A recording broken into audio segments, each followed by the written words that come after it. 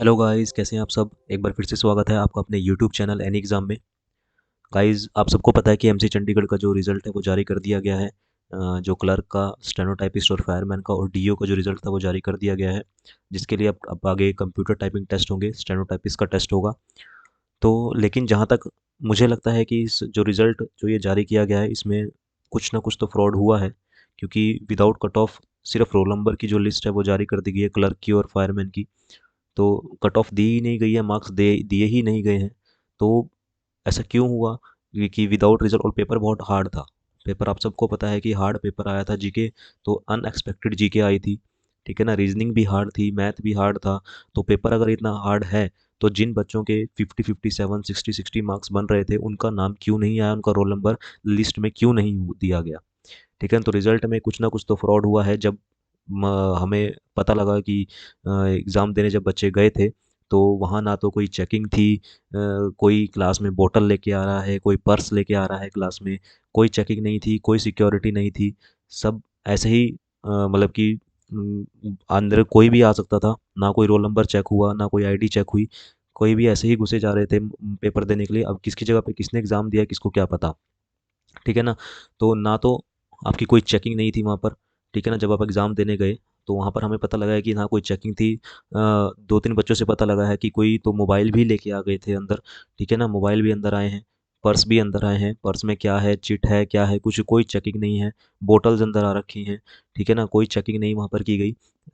ऐसे ही स्टूडेंट्स को बस आईडी अपना देखा, उनका रोल नंबर, कि हाँ रोल नंबर लेके आए हैं, उस रोल नंबर पे कौन जा रहा है, उसकी फ़ोटो है, उसका आईडी प्रूफ़ क्या है, कुछ चेक नहीं हुआ।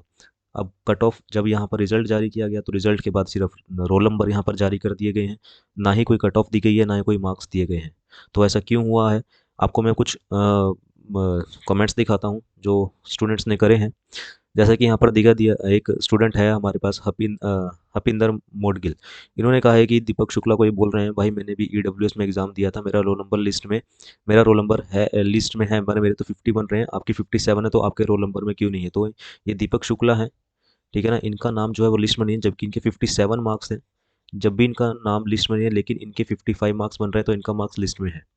ठीक है, आगे बात करते हैं। विपुल शर्मा जी ने ये दीपक शुक्ला को, भाई अब ये भाई मेरे बिल्कुल भाई पेपर बिल्कुल आसान नहीं था यार, जीके वाज अनप्रिडिक्टेबल, जीके जो थी वो अनप्रिडिक्टेबल थी, जैसा मैंने आपको बताया। और मेरे आंसर की में 61 मार्क्स बन रहे हैं, लेकिन जनरल कैटेगरी में, but not in list, list में नाम ही नहीं है। तो ऐसी कितनी कट ऑफ चली गई, 70 कट ऑफ गई है क्या, या 80 कट ऑफ गई है, ऐसी कितनी कट ऑफ चली गई कि लिस्ट में नाम ही नहीं आया। पेपर इतना हार्ड आया था, हार्ड पेपर था वो।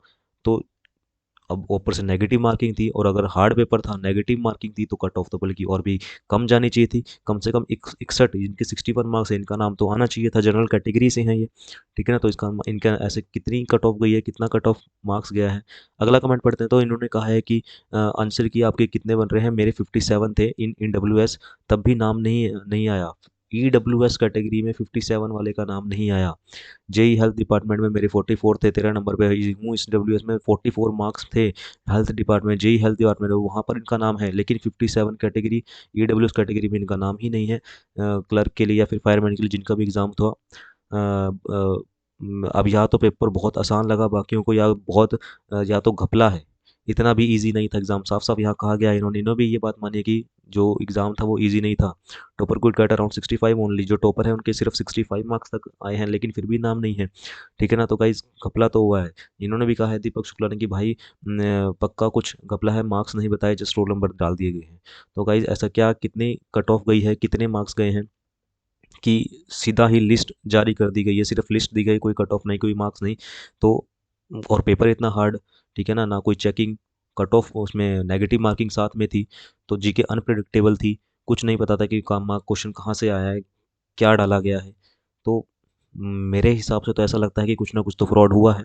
ठीक है ना, आगे क्या करना है प्लीज़ कमेंट में बताइएगा। क्या होना चाहिए इसमें, आगे क्या करना चाहिए, क्या हमें कैंपेन करना चाहिए कोई, या कुछ और, या फिर इसको यहीं छोड़ दिया जाए।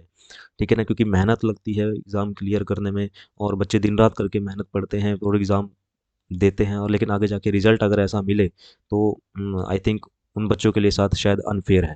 ठीक है ना, तो आगे क्या करना है प्लीज़ कमेंट में सजेशन ज़रूर दीजिएगा, क्योंकि ये बिल्कुल गलत हो रहा है। और अगर ये इसी तरह से चलता रहा, तो जो बच्चे सच में मेहनत करते हैं उनके साथ गलत होता ही रहेगा। तो कमेंट ज़रूर कीजिएगा, और वीडियो पसंद आए तो प्लीज़ वीडियो को लाइक ज़रूर कीजिएगा और सब्सक्राइब ज़रूर कीजिएगा हमारे चैनल को एनी एग्ज़ाम इसी तरह की और अपडेट्स के लिए। Thank you very much.